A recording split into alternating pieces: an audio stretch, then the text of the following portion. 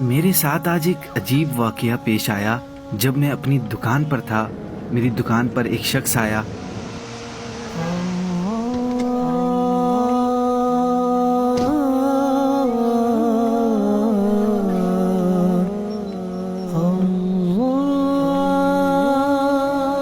کچھ سامان نکلوایا اور سامان کے پیسے پوچھنے لگا۔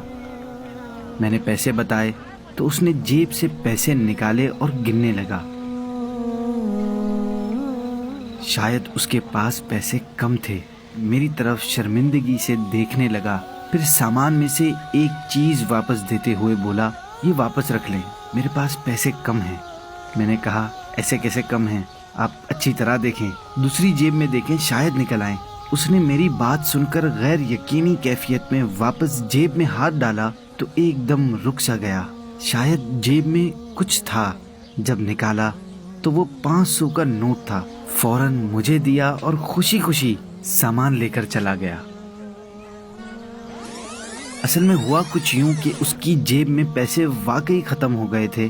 جب وہ پیسے گن رہا تھا تب اس کے برابر میں کھڑا شخص سمجھ گیا تھا کہ اس کے پاس پیسے ختم ہو گئے ہیں اور اب یہ ضرورت کا سامان واپس کروائے گا، اس لیے اس نے فوراً ایک 500 کا نوٹ نکال کر چپکے سے اس کی دوسری جیب میں ڈال دیا۔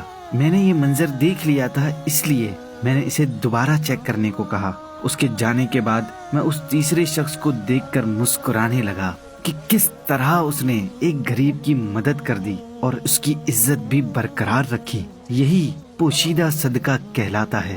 حضرت سیدنا سالم بن جعد رحمت اللہ تعالی علیہ فرماتے ہیں، صدقہ برائی کے 70 دروازوں کو بند کر دیتا ہے اور پوشیدہ صدقہ اعلانیہ صدقے سے 70 گنا افضل ہے۔